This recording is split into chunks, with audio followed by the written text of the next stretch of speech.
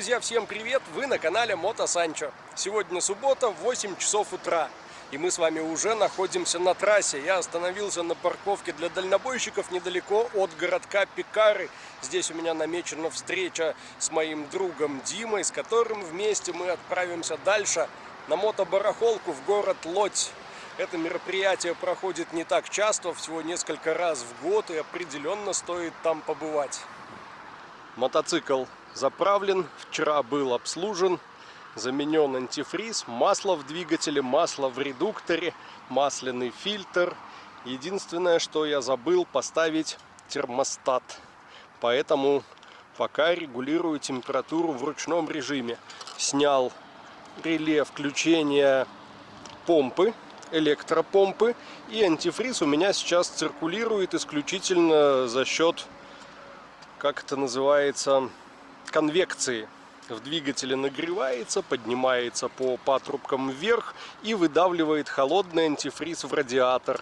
Таким образом все это тут гуляет. Пока такой системы охлаждения хватает, но еще утро, всего 17 градусов. Думаю, днем можно будет релюшку поставить на место. А пока ждем Димку, я думаю, можно заварить себе кофейку. Взял нашу походную сумку, которая ездила в Испанию и Португалию. Идемте за столик. Вот здесь на солнышке будет в самый раз.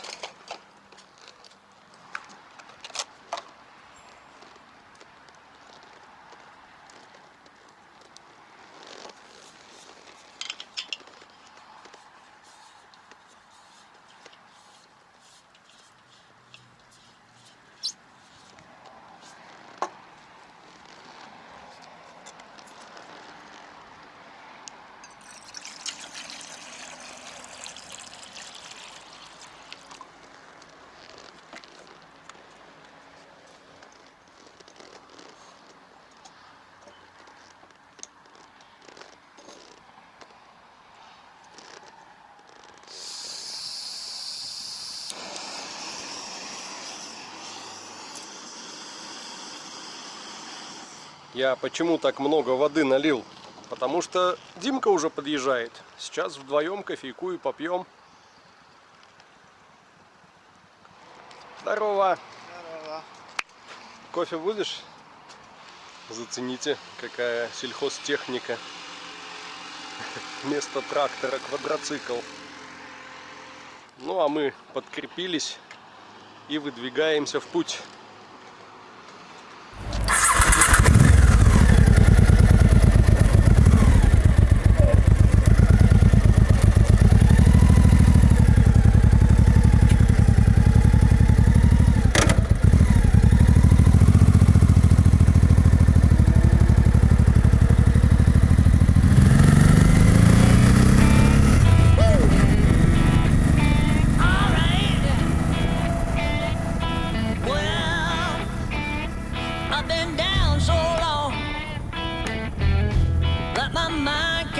No rest. I've been down so long that my mind can't get no rest. No, no, this ain't easy, darling, 'cause the devil's on my trail. I've been running so long that my feet don't work no more. Oh yeah, I've been running so long that my feet don't work no more. Oh no, it ain't easy, darling. Проехали Ченстахову, сделаем остановку. Зачем Димка остановился в тени, не знаю. Я на солнышке, пожалуй. Очень уж сегодня ехать свежо. Я тут задумался, а чего я мерзну, чего страдаю. Взял и одел штаны от дождевика. Сейчас ехать будет гораздо теплее.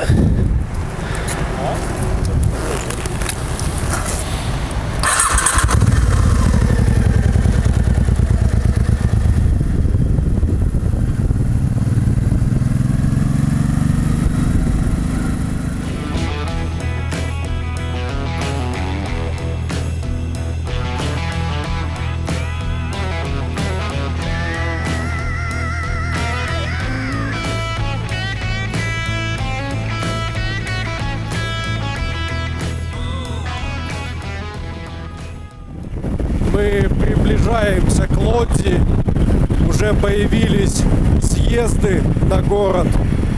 И неплохо бы остановиться, где-то поставить телефон с навигатором, чтобы не проскочить нужный нам поворот. А также у меня засветилась лампа топлива, а значит нужна заправка. Получается, что около 180 километров я проехал на полном баке до резерва. Резерва хватает еще километров на 30, значит 210.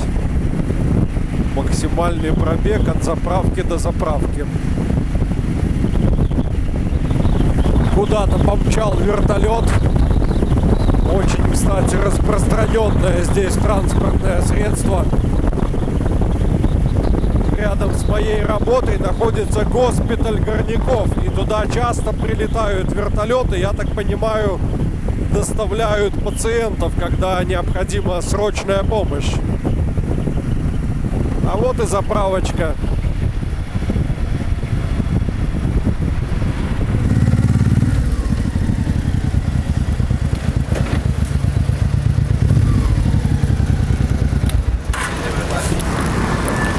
Бензин есть, маршрут проложен. Получается на 180 километров 9,5 литров. Неплохой расход, даже учитывая, что ехали сейчас 100-110. Но непосредственно до стадиона, где проходит мероприятие, нам осталось 27 километров.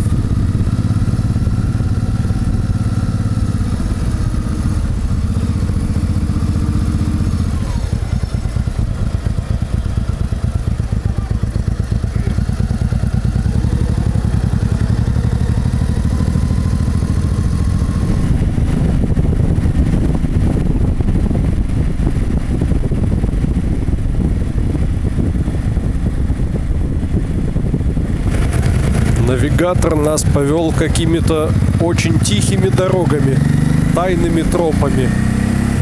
Уж не знаю, или это действительно короче, или пробки какие-то объезжаем. А дороги прям как у нас.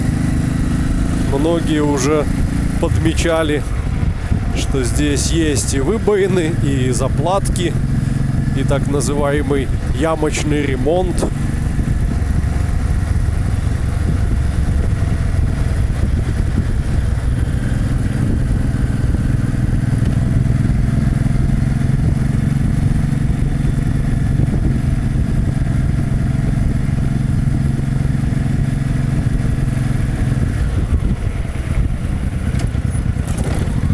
Да, судя по всему, навигатор вел нас как раз в объезд пробки, и мы в нее и въехали только сбоку. Нам сейчас налево надо уходить. И мы не одни такие сбоку въехавшие.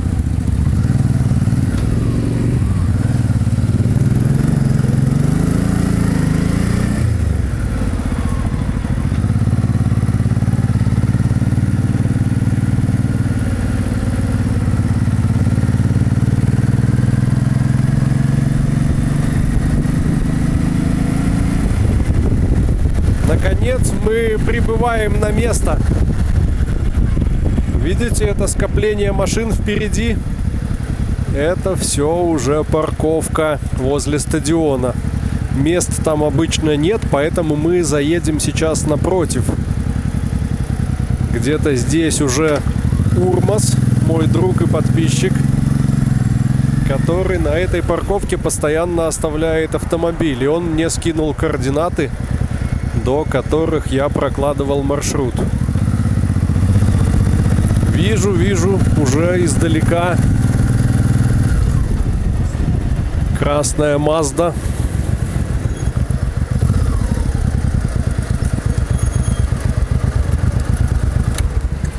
Привет! Ну, привет, путешественники. Здорово. Привет. Запарковались, сложили вещи, шлемы, куртки, все в коляску. Парковка за одно машиноместо стоит здесь 10 злотых на весь день до 18:00. А там, где проходит мотобарахолка, рядом парковка стоит 50 злотых. В 5 раз дороже. Все задумались о том, что же нам необходимо найти. Ну и давайте прикинем. Мне нужна помпа. Это будет идеально, если мы ее найдем. Ну и как программа минимум датчик включения вентилятора. Хотел я еще поискать новое стекло, но кажется, концепция переделки этого мотоцикла меняется, и стекло мне скоро не понадобится. Пойдем. Гляньте, какая ЛТшечка Вестфалия. Кемпер. Красота. Урмас очень предусмотрительно взял с собой тележку для закупов запчастей. Все места вдоль дороги заняты, все парковки забиты. И жители близлежащих домов пускают к себе парковаться. А вот и очередь на вход.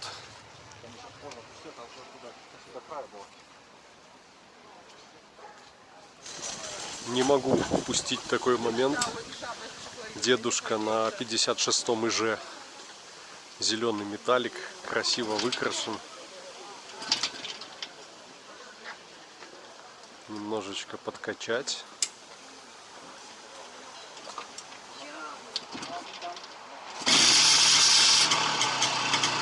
Класс.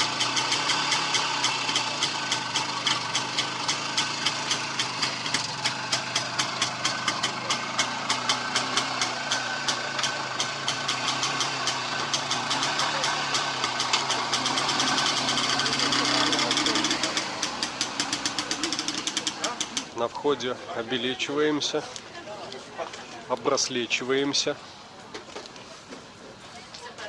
И вот мы уже на территории.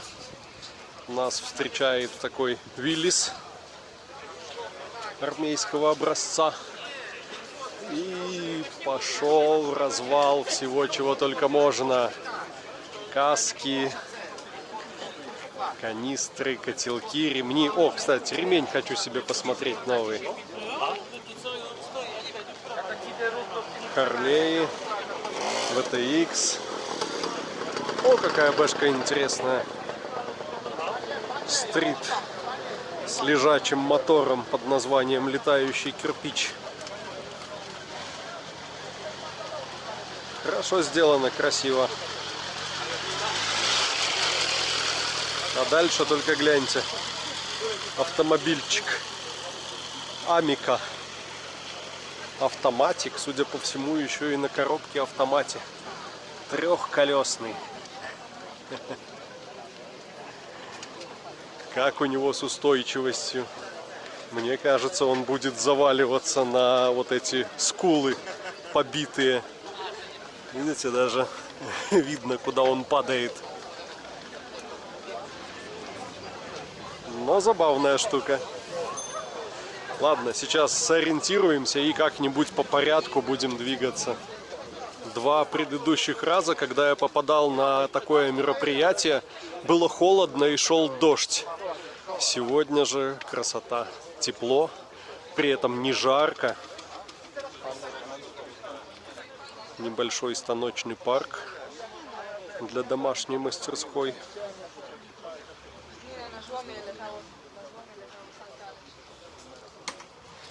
Вот это очень прикольные трости. Они не имеют технического назначения. Это такая трость путешественника. Видите, значки? Это все места, где побывал обладатель этой тросточки. Как видите, тут как в байкерской теме. Байкеры вешают значки на жилетки, а такие путники вешали значки на тросточку. Сколько всякой восхитительной старины.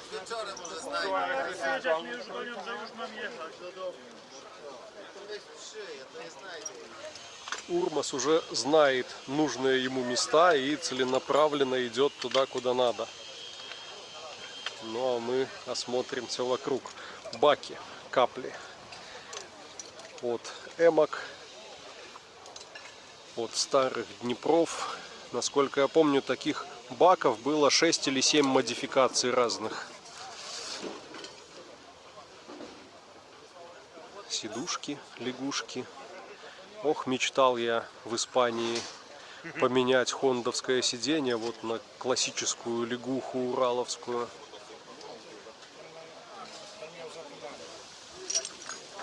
А с этой стороны юнаковский мотор. Огромный. Одноцилиндровый. Днепровские стопы. О, кстати, амортизатор для коляски можно бы поискать.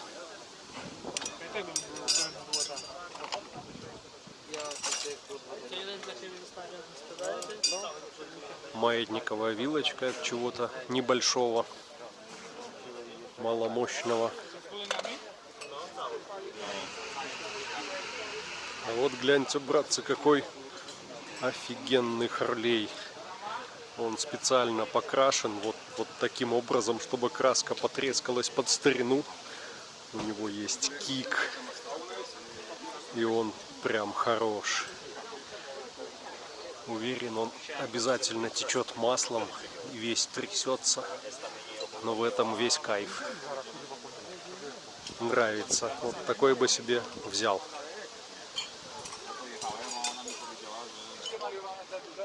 Классный бачок для постройки чоппера. Прям правильной формы, но, к сожалению, трагического состояния. Горловину надо вваривать новую, и, скорее всего, найдется множество течей. Поржавел. Здесь экспонаты не только выставлены на обозрение, но еще и ездят прямо по проходам между рядами. Какая мопедка. Ромет. Двух модификаций. Сзади два амортизатора стоит. Я так понимаю, это уже доработка самостоятельная, судя по крепежу. Для увеличения грузоподъемности.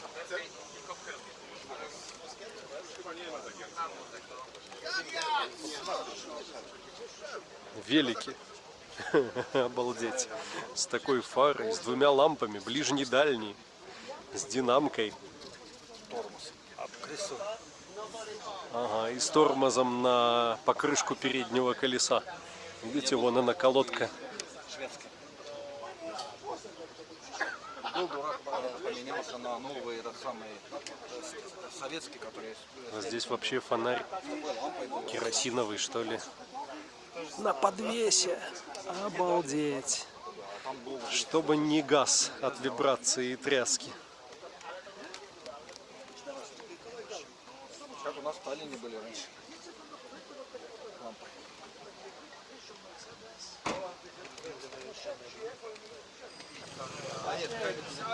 Огромное количество каких-то малокубатурных моторчиков. А это, кажется, что-то такое стационарное было. Маленький глушитель. Здесь, конечно, надо четко знать, что ты ищешь. Тогда есть шанс это найти. Потому что просто гулять можно до бесконечности, и внимание настолько расплывается по огромному количеству этих деталюшек, всяких хромушек, блестяшек. Швейная машина. Или вот труба. Какие-то старинные лампы. Вообще штука непонятного назначения. Треснула.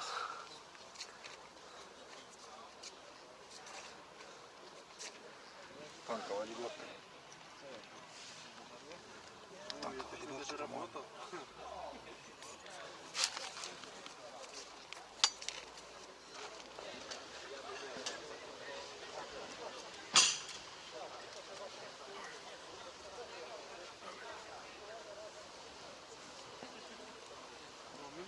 Минскачевский моторчик.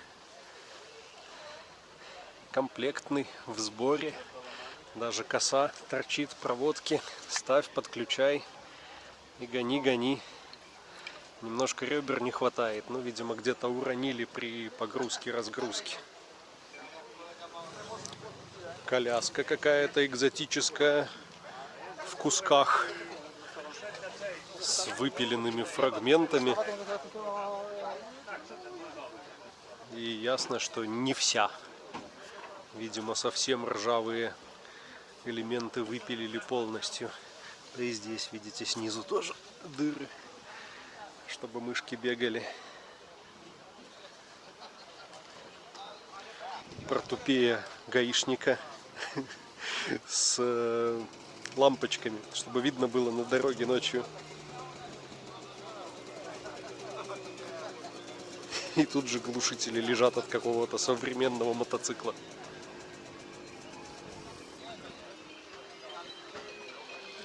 Ромет Мини. Мечта любого мальчишки. У нас такие ездили мини-мокик Стелла. Ну или Рига какая-то была тоже на маленьких колесах.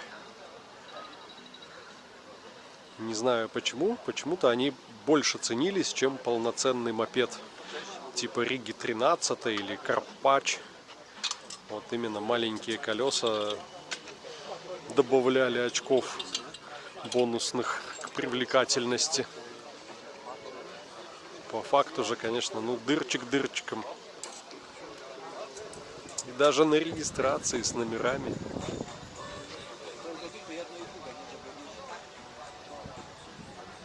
Старый Харлей.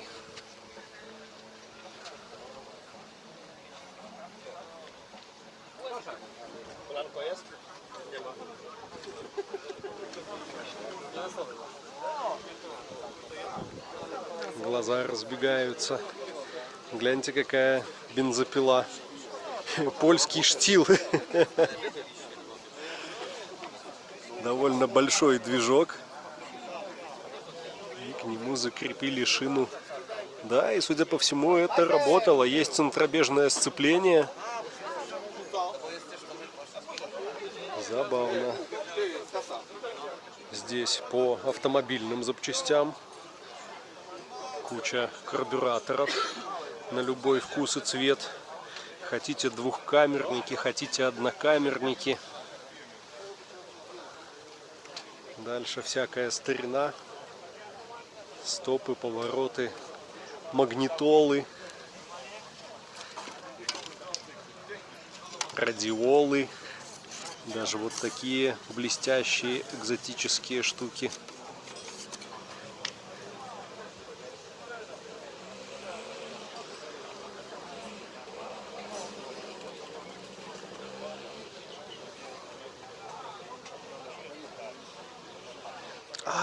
как блестит! Сколько хрома!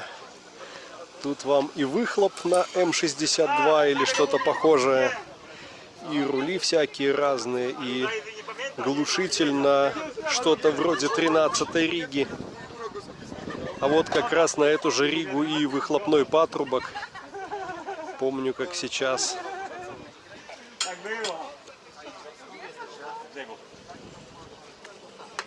Еще один любопытный экспонат. Что это такое?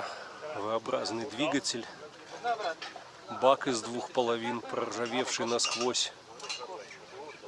Выглядит так, как будто его от пескоструили, но потом ничем не защитили.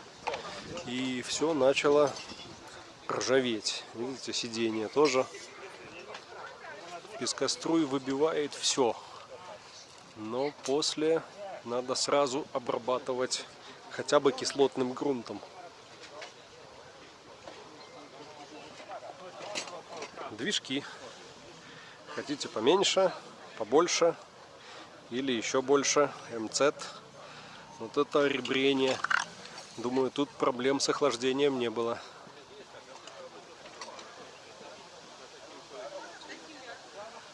Мотор с педалями от чего-то двухскоростного. А вот какой любопытный экземпляр, если не ошибаюсь, юнок.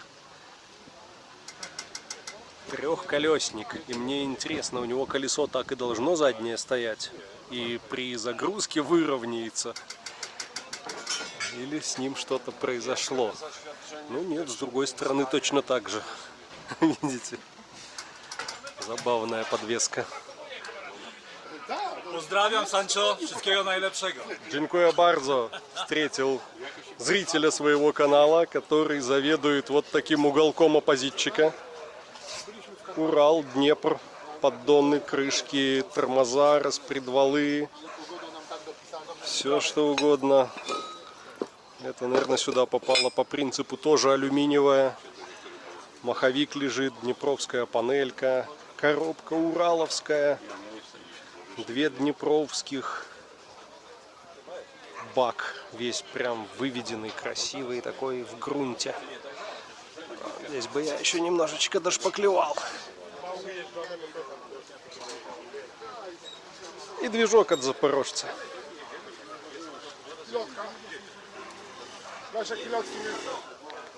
Деревянный велосипед. Или нет, не деревянный, плетеный из соломки. Оригинально.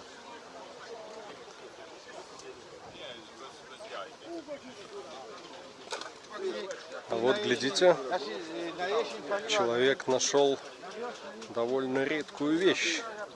Колеса ИМЗ 8-103-40 Урал Турист.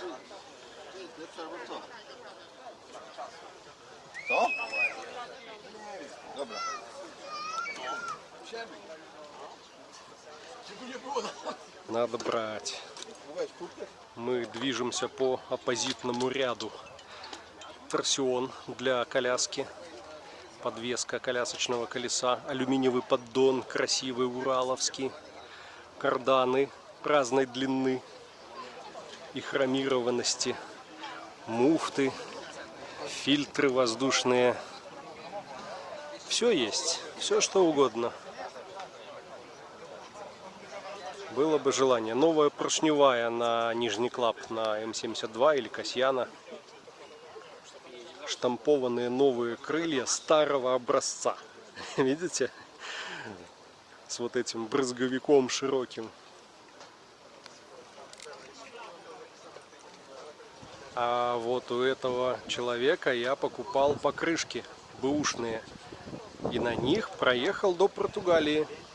В принципе, выдержали все отлично. Димка сейчас ищет себе резину на переднее колесо.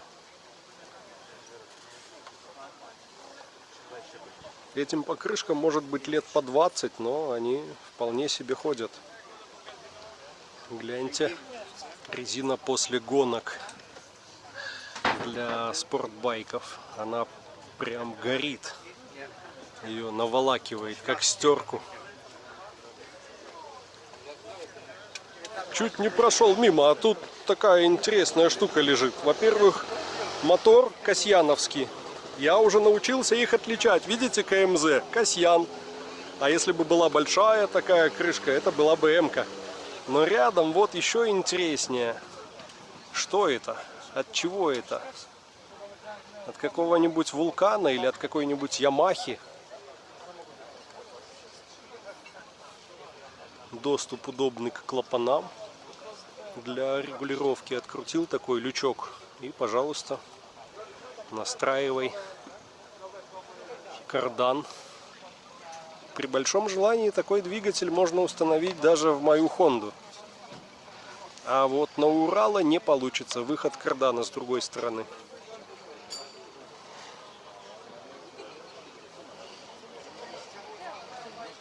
Еще одна забавная мопедка. Комар. С педальками. И с маятниковой вилкой. Ну или короткорычажкой, наверное. Правильно так будет ее назвать. Но вы только гляньте, какой он элегантный. Красиво сделан.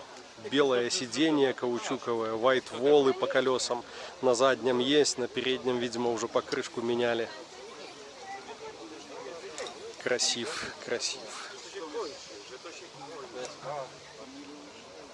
Что вы себе представляете, когда слышите название Ява? Точно не это, правда? А это Ява. В заводской покраске. О, что там? Кто-то куда-то не въехал. Или наоборот въехал.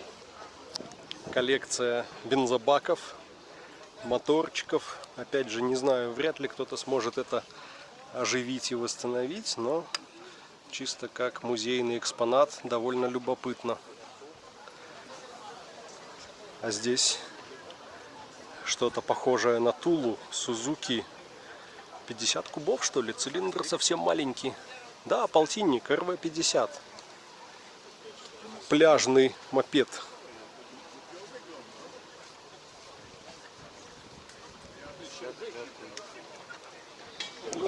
Тут, ребят, еще помимо выставленных экземпляров, интересна сама атмосфера мероприятия. Вот сидят продавцы.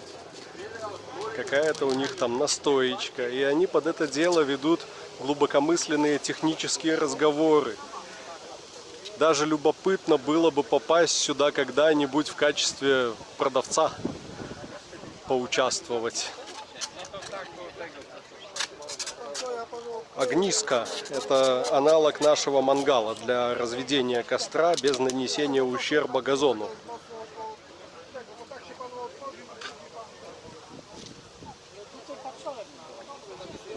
Ураловское крыло. Зеленое. Колясочная. Коробка днепровская. Вот чего-то вроде МВ. Судя по зеленой окраске рычага выжима и муфты, что-то было военного назначения, видимо, сохранение откуда-то. О, ну здесь резиновый рай, оппозитчика. Все накладочки, резинки, закрывающие карбы. Все. Даже пробочки сапуна, коробки и редуктора. Можешь спросить? Колодки новые. По-моему, это из тех, которые не влезают без обработки. Видите, какая толстая накладка, почти сантиметр. Как-то пытался поставить на Урал такие колодки, а они не входят. Даже при максимально сведенных регулировочных болтах. Приходилось обтачивать наждачкой. Крепление для пулемета в ассортименте. Знающие люди, которые знают, что ищут, приходят сюда сразу в перчатках и начинают копаться вот в этих развалах, выискивая нужные детали нужных годов. Думаю, можно что-то еще найти. за недорого и при этом в неплохом состоянии. А вот двигатель. От чего не знаю, но состояние вы только гляньте. Алюминий уже просто выгнил, скорродировал. И в него вкорродировал коленвал. Можно такое восстановить? Я думаю, что вряд ли. Но номер двигателя еще живой. Сокол. Кажется, уже попадал однажды в наш обзор. Мотоцикл восстановлен до состояния лучше заводского. Краска, лак, все блестит, хром. Я очень сомневаюсь, что он с завода вышел таким красивым.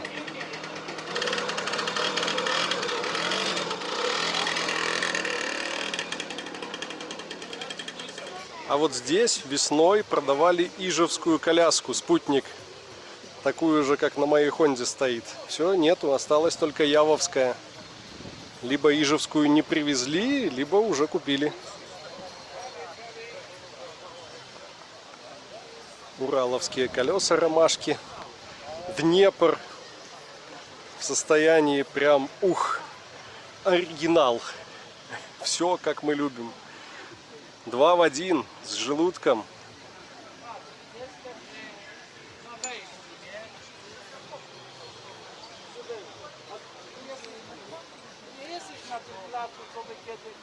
А вот какой военный BMW.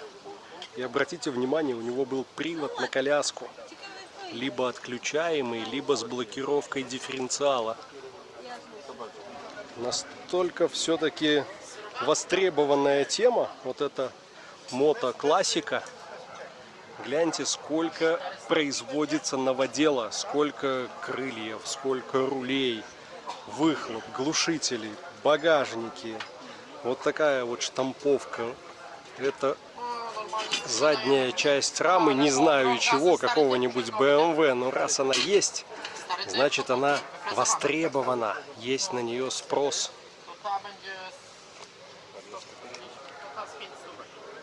Красивый МЗ издалека привлекает внимание. 251, 250-ка.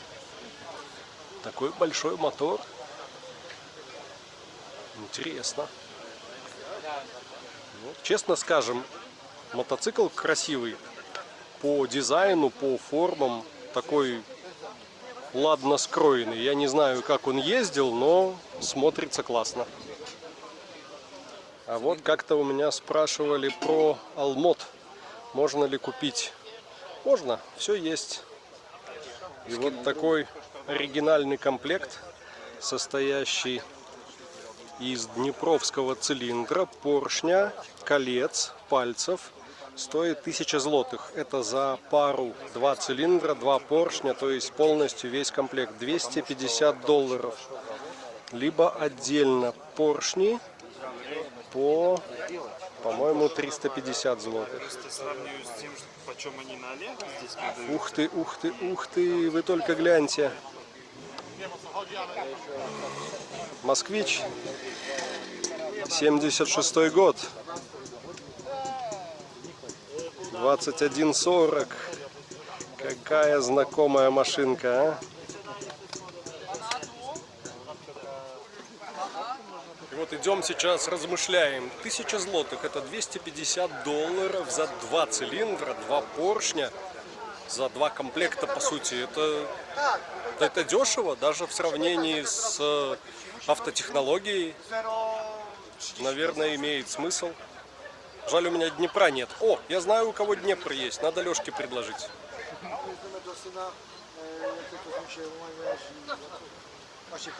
Как красиво все вычищено.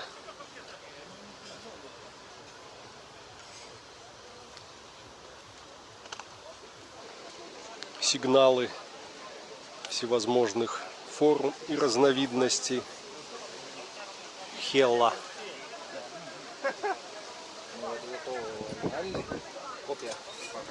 А вот еще один стенд с новодельными деталями.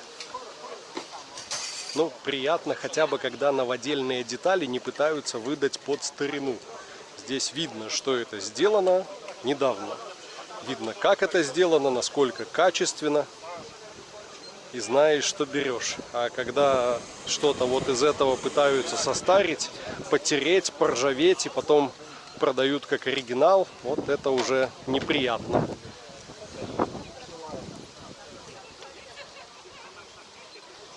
Проблем нет, он всегда меняет, это помочь. У него, конечно, дорого, как бы сам так, что... Гляньте, какой необычный топливный бак с выемкой под воздушный фильтр. Менять, конечно, его удобно было. Два шикарных Триумф Бонневиль. Красивый мотоцикл, стильный. Приятный осенний теплый денек. Первые желтые листья на деревьях. Немного холодника. Всякого разного. Ахтунг, Минен.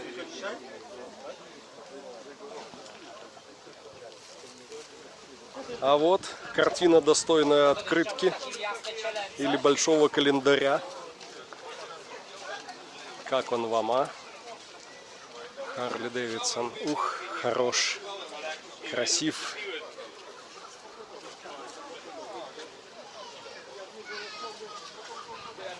Может, даже не ошибусь, если скажу, что это ВЛД. Со старым мотором. Такие были на ВЛАшках армейских. А для гражданских выпустили модель ВЛД. Более комфортную.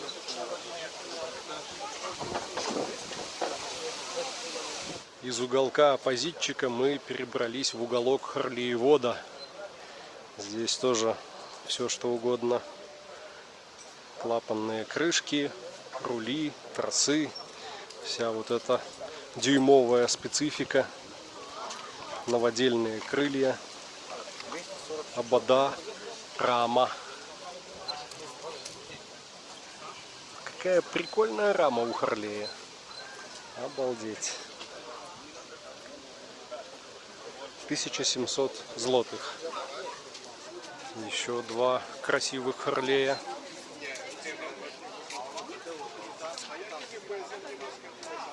Седло мне вот такое нравится.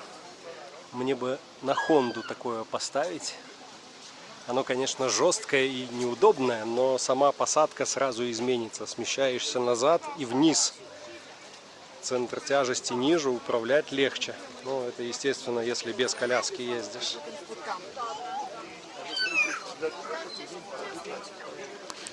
Двигатель. Дрыгатель. Коробка отдельно. Кожух ремня. Воздухан.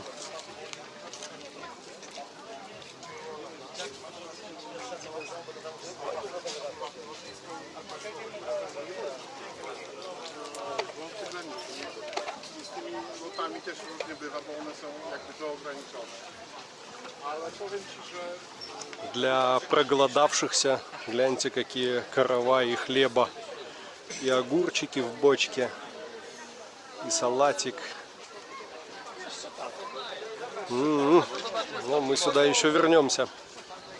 Мы не прошли еще даже половины всей экспозиции, но уже приближаемся к тому моменту, когда вот этот вау-эффект уходит. И ты идешь, мотор, да, интересный, да, V-образник.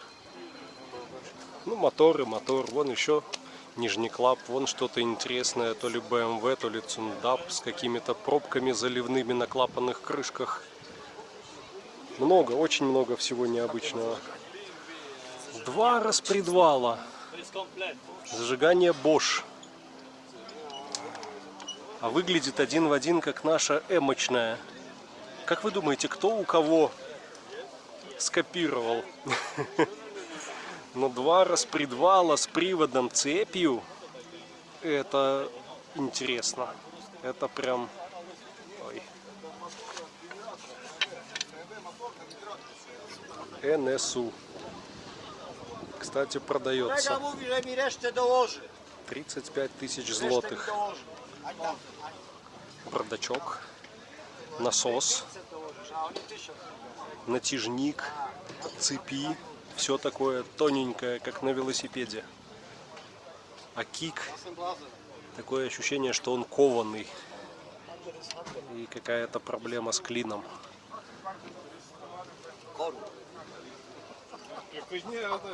А как вам прадедушка всех оппозитов? Оппозит Оппозитыч. Вы только гляньте, какие свечи! Клапана наружу! Просто вот как они смазывались. Масленка, из-под сиденья достаешь масленочку, кап сюда, поехали. Еще 15 километров протянем. Ну тут, наверное, какая-то пробочка стояла. Тут, думаю, тоже было закрыто. И что это вообще?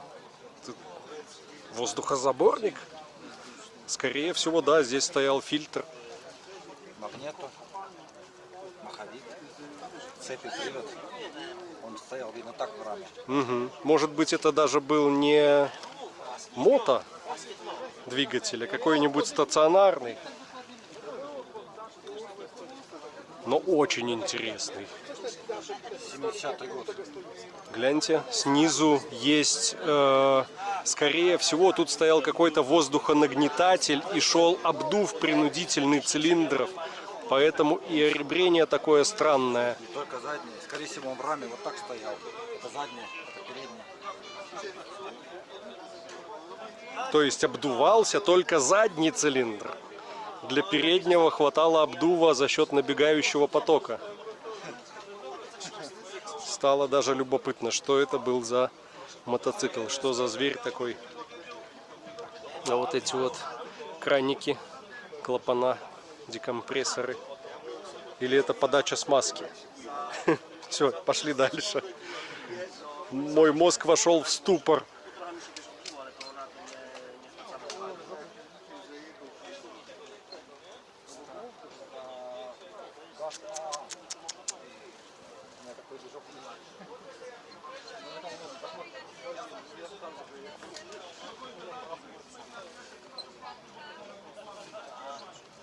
Иду, издалека вижу мотор М-ки.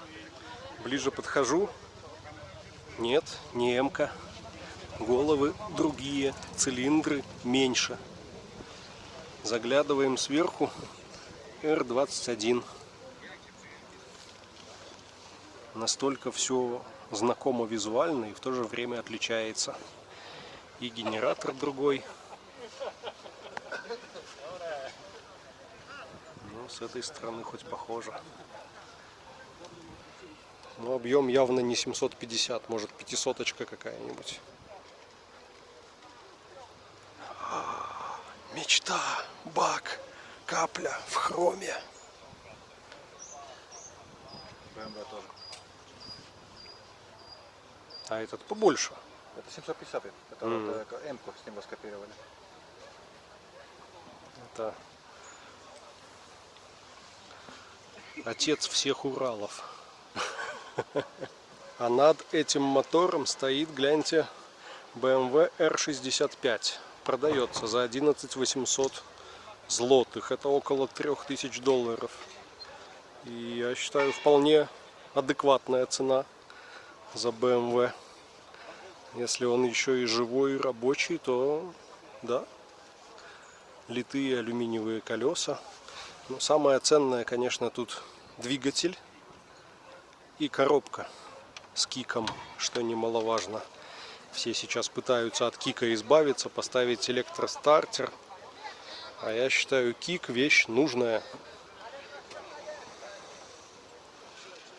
По виду прожектор прожектором, а это всего лишь фара от легкового автомобиля. Чего-нибудь вроде BMW или Opel. Немецкий Bosch. А бак какой спортивный, обтекаемой формы. 2 цундапа. Ничего не изменилось, как продавали их, так и продают.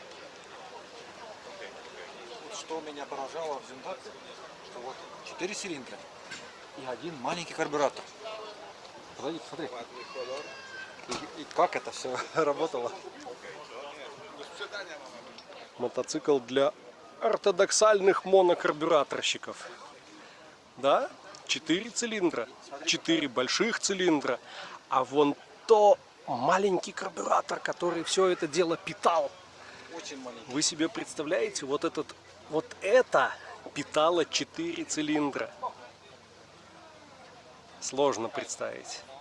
Понятно, да, что это 500 кубиков, но все равно. А вот еще один моторчик, у которого все на виду, все наружу.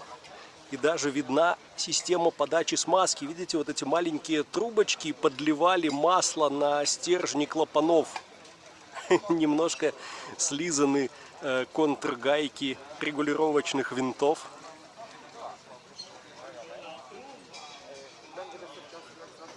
Любопытно. А привод клапанов происходит валом. НСУ. Здесь коническая передача, внизу, значит, тоже конические шестерни стоят. И вращение трансформируется дважды. Из горизонтального в вертикальное, из вертикального в горизонтальное. И дальше распредвал уже управляет открытием клапанов. Неординарное решение по креплению коляски на мотоцикл с карданным приводом. Яблоко крепилось за дифференциал, за корпус редуктора. Ясно, что это работало только если у тебя сухая рама без подвески сзади.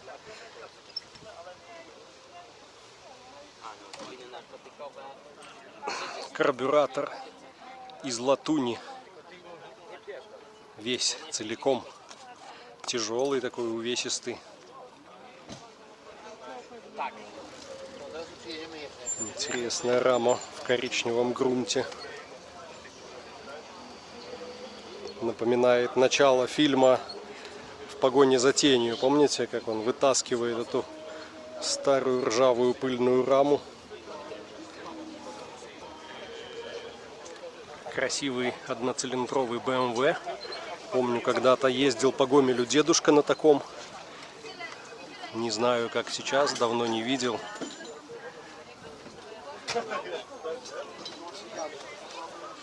А с этой стороны мотоцикл достойный нашего внимания. Во-первых, это колясочник с огромной вместительной коляской на больших автомобильных рессорах.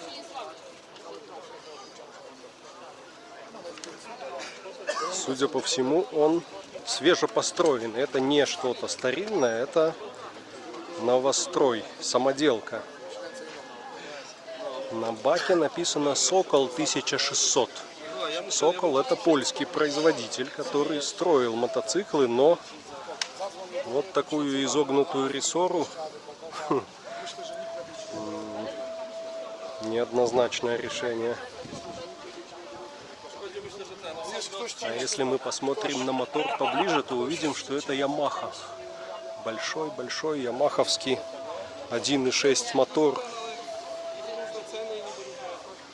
А какой спидометр, а какой прожектор. Все по максимуму. Все должно быть большое и блестеть. Коляска, лодка, даже с дверью на петлях, на завесах. Смотрится достойно.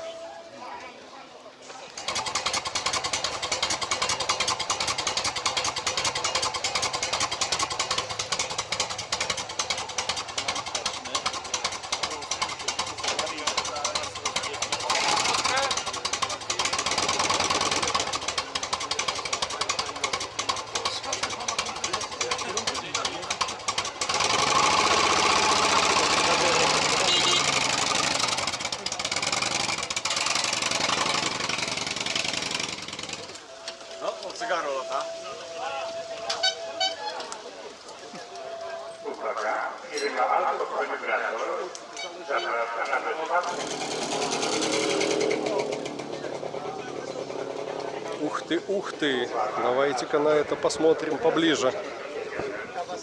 Goldwing GL 1000 литровая 4-цилиндровая голда в состоянии конфета. Прям идеально. Какая красотка. 4 карбюратора на 4 цилиндра. Оппозит, кардан.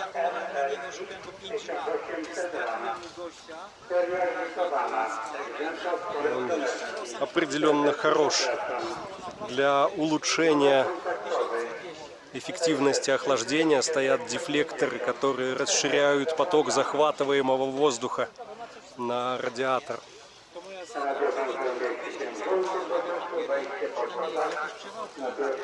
Очень здорово. А это кто такой? Что за зверь?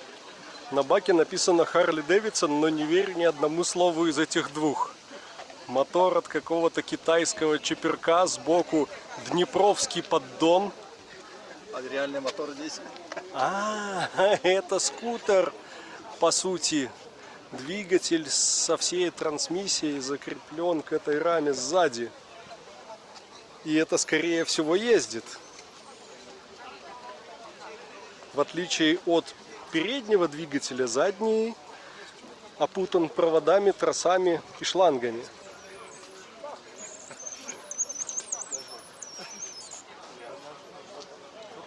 Шадовка, Триумф.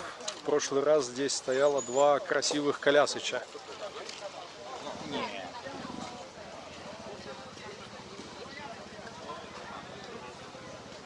Спортстер.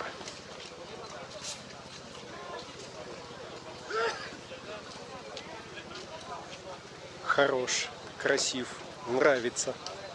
Сисибар, руль гнутый.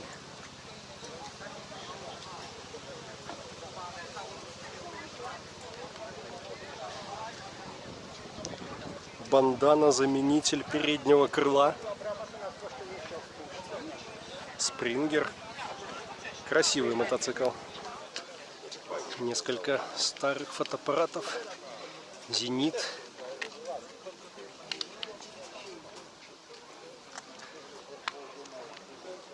Инструмент видеоблогера из прошлого. Кинокамера. Думаю, мало у кого была. А сейчас у каждого в телефоне. А вот немного тюнинга для современных мотоциклов. Лампы, люстры, накладки, шадов, вирага, ручки всякие, выносы на дуги. Вот у меня сейчас вот такие стоят, но объективно вот эти были бы удобнее, хотя и тяжелее. 150 zł komplet. To są calówki, które jak poprosiłem. Часики.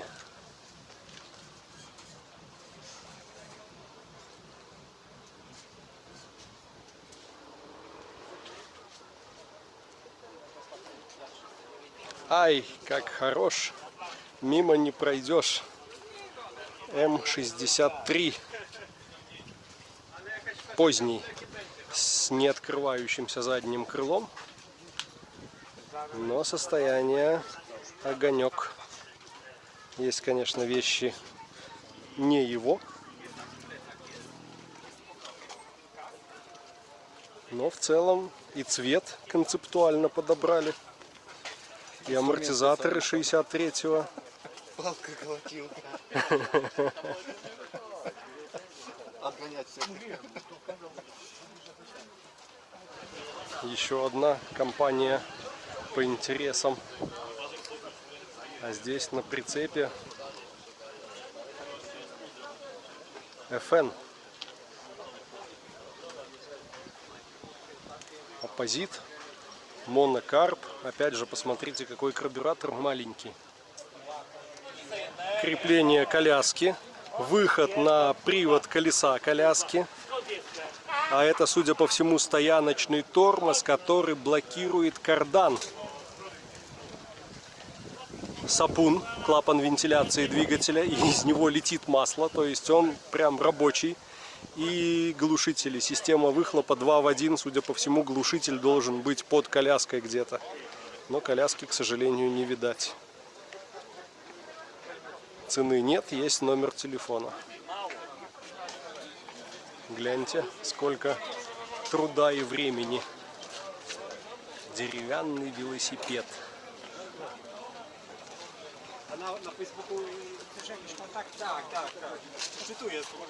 И щитки, и рама, все деревянное, все клееное. Необычно. Ну вот теперь, кажется, половину выставки мы прошли. Поднимаемся на верхнюю площадку. Здесь традиционно выставка автомобилей. Полонез. Нашел тебе походную машину.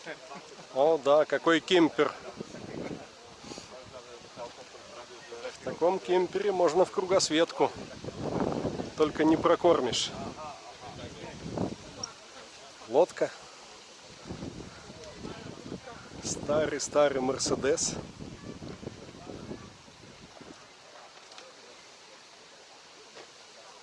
Фиат Малюх. Тоже с прицепом и с лодкой. Походно-туристический. Не знаю, от чего это сиденье, точно не от москвича, но гляньте, насколько похожа текстура, сам материал. Мы вышли, сейчас остановились на таком перекрестке, вокруг осматриваемся и просто теряешь дар речи от того, сколько еще не пройдено, сколько еще не посмотрено. А тут только что с дымом и копотью заводили вот этот чудо-агрегат. Что это такое? Это, судя по всему, компрессор. А, нет, компрессор просто рядом стоит. А это может быть чем угодно. У него есть вал отбора мощности, есть огромный маховик. Предлагаю углубиться в развалы металлолома. Днепр. Вообще бессистемно все сложено. Какой-то карбюратор однокамерный, хвостовик глушителя, ручка дверная, явовская панель. А это что в пакете? Непонятно. Какая-то промасленная бумага, корзина сцепления, куски коробки.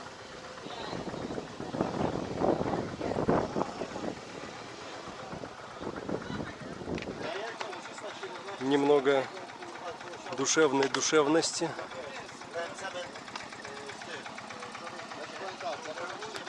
Мечта любого школьника Советского Союза — снегокат. По сути, санки. Эта лыжа спереди почти не управляла им, но это было круто. Такие интересные глушители нашли. Похожи очень на стидовские. Точно не скажу, но похожи. Был у меня когда-то стид. Там стояли похожие огурцы. На Урал отлично бы подошли. А чуть дальше штука, которая привлекла мое внимание. Это, братцы, примус. Что-то похожее на наш ПТ-1, но больше. Такой бачок грамм на 300. Я думаю, на этом можно полноценно приготовить обед. Какой прикольный двухцилиндровый двигатель. А где-то раньше мы встречали вот такие пропеллеры с приводом ремнем. Мы еще думали, от чего это? Неужели от лодки под воду привод ремнем уходит? А оказывается, вот оно что. Непонятно, что это, но автомобильный мотор. Какая коллекция, не побоюсь этого слова. Просто в рядок по возрастающей. Харли тюнинг. Такая своеобразная разборка Харлеев. Немного кринжа. Голова куклы, отлитая из латуни. Жесть какая. И моторчик от авиамодельки. Помните, были такие, на эфире работали? Обалдеть! Стой, стой, стой, стой, стой! Не влез, не поместился.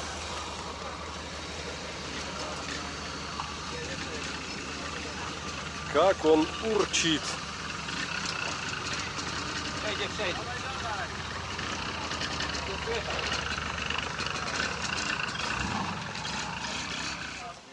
Железные кони и кони.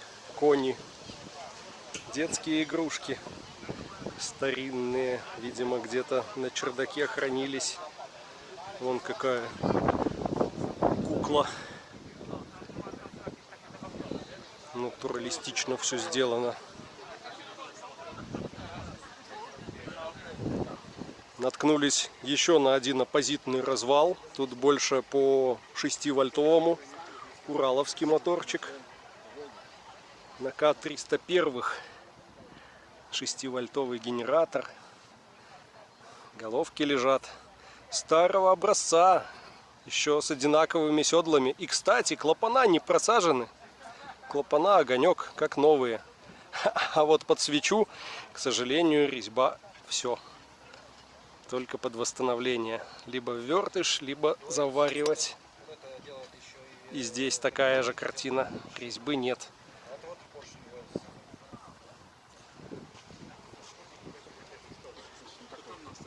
Какой-то интересный бачок от чего-то польского.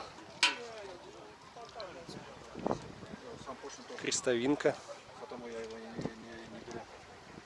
Алмот намного легче. Это тяжелый. От чего он? Это кассика. Называется. Вот этот коленвал я ищу. 78,4. Касьяновский поршень. Да, такой увесистый, как из стали. Да, он тяжелый. Колеса с японцев. При желании можно себе подобрать колесо коляски. Вместо ижевское что-нибудь поставить. Харлеевское. Старый BMW. И вот увидел бы его на улице один. Вау! А здесь уже на общем фоне как-то он теряется. BMW и BMW. Ну тут целый склад BMW. Движки, коробки, головы. 125-очка. Аналог Минскача. ВСК.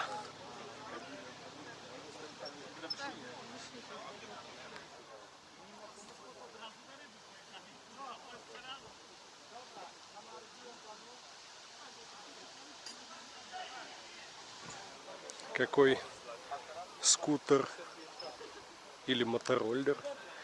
Зависит от того, переключаются в нем передачи или нет. Но вот это похоже на кик для запуска, правильно? А вот какой-то трос идет куда-то, да, под двигатель. Скорее всего, где-то есть переключение. Не знаю. Поршенек небольшой. Выставлена на продажу Honda Run 1.8 Valkyrie. По сути, голдвинговский мотор. Очень хитро крученная передняя вилка. Даже не знаю, как такую систему обозвать.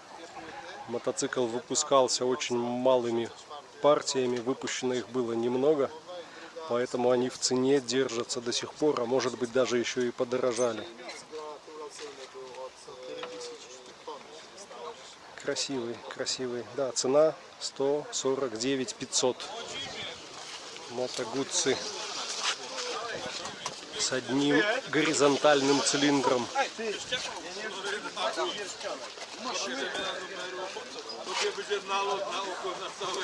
Красив.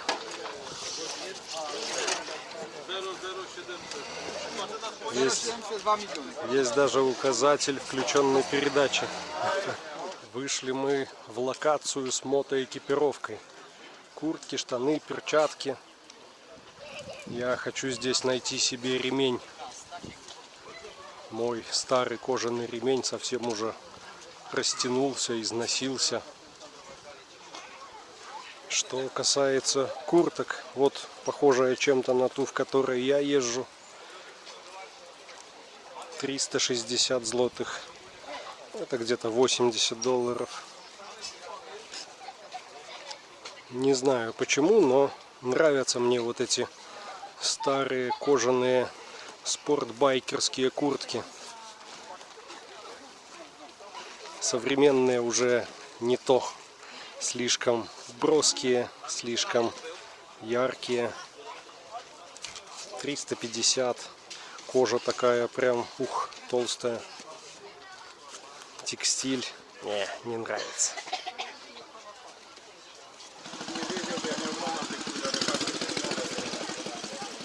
Чего только не придумают. А вообще тут такой ряд приятный, тенистый, спокойный. О! Мотор воежовский. Большая редкость. Слушай, а почему патрубки вверх? А, не, просто их так прикрутили. Выдыхаем, их просто так прикрутили. Я думал, уже какая-то неведомая модель Урала. А вот и спутник, а вот и колясочка, и состояние, я вам скажу, у нее огонечек. Не мятая, не ржавая. Супер.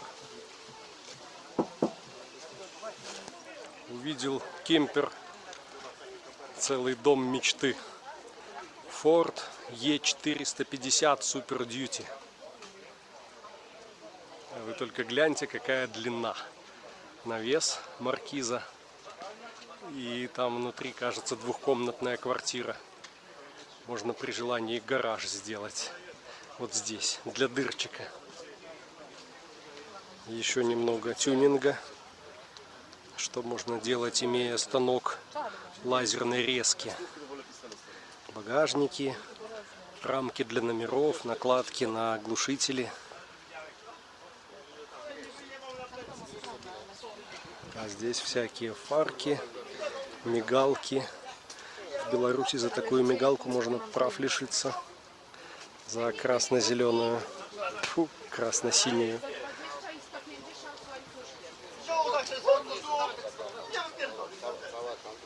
Чуть не упустили и не обошли вниманием еще один необычный оппозитный мотор. Штампованные крышки.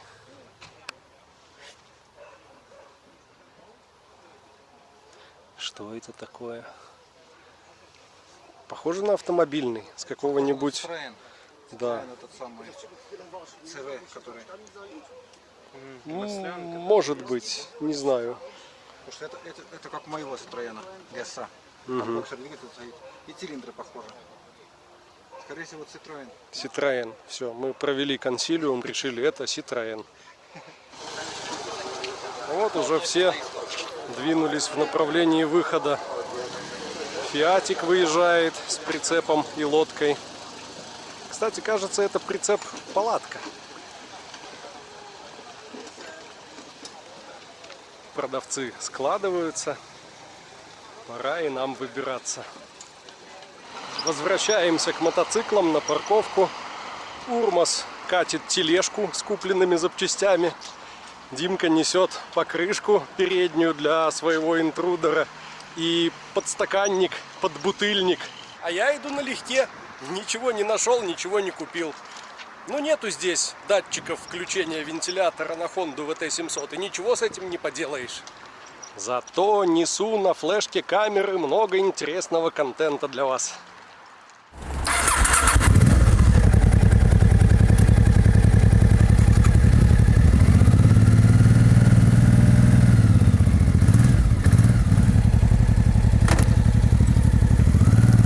Поехали!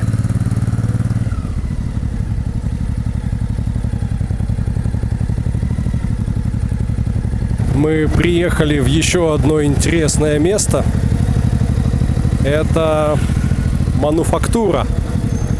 Я так понимаю, когда-то была фабрика большая или завод, а сейчас здесь огромный торговый центр. И где-то тут располагается Intermotors, магазин, продающий запчасти для мотоциклов. Урмас предположил, что датчик включения вентилятора можно найти у них. Давайте зайдем, попробуем. За спрос ведь не бьют. В условиях полностью забитой парковки пришлось сделать вот так. Здесь столб, а там Димка как раз поместился. А Урмас где-то поехал искать место. Сюда Мазда не вошла, только если боком поставить. С помощью навигатора нашли магазин. Небольшой совсем магазинчик. Intermotors. Как дома побывал? Ничего в магазине по наличию нет. Ну, есть что-то, минимальный набор. Фильтр, смазка для цепи, там... замок для парковки и в основном экипировка, какие-то перчатки, шлемы, куртки. По запчастям даже близко нет того, что нам надо. Ну и раз уж на то пошло, мы зашли в мануфактуру пообедать. Это внутренний двор. И здесь прям можно разгуляться.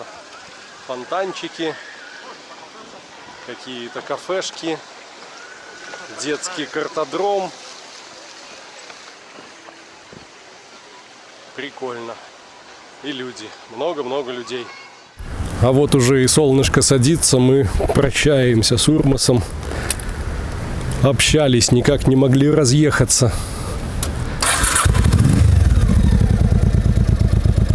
Остыл мотоцикл, надо погреть. Обсуждали, кстати, вопросы автомобилей. Вот Prius стоит, машина классная.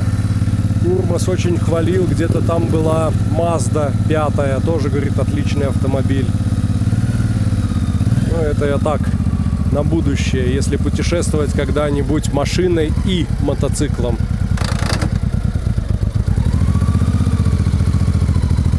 Маршрут у нас построен, 193 километра до дома.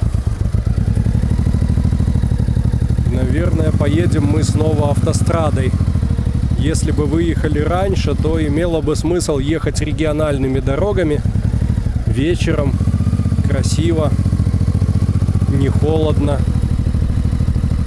Но сейчас уже подзадержались. Выйдем на автостраду, 2-2,5 часа и на месте.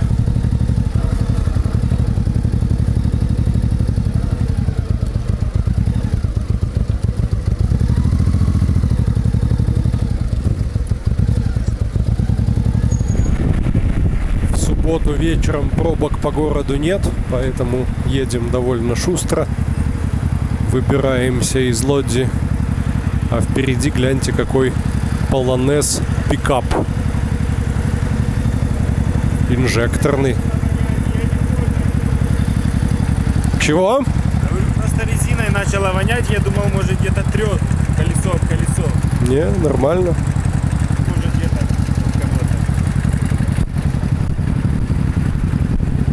кого-то. Оно не достанет при всем желании.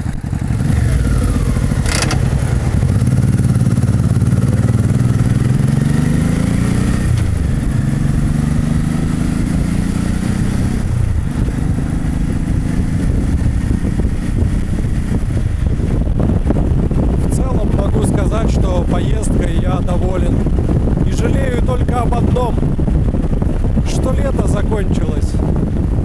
Хотелось бы еще покататься, еще куда-нибудь путешествовать, побывать на мотофестивалях.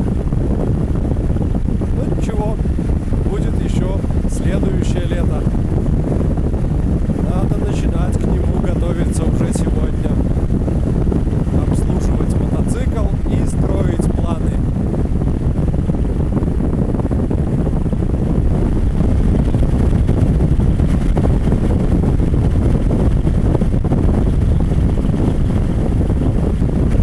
На автостраду выходим с последними лучами солнца. И теперь 170 километров в режиме телепорт. Без каких-либо достопримечательностей и развлечений. Правда, наверное, сейчас включу Bluetooth, свяжу телефон с гарнитурой и буду музыку слушать по дороге. Или видосики в Ютубе смотреть.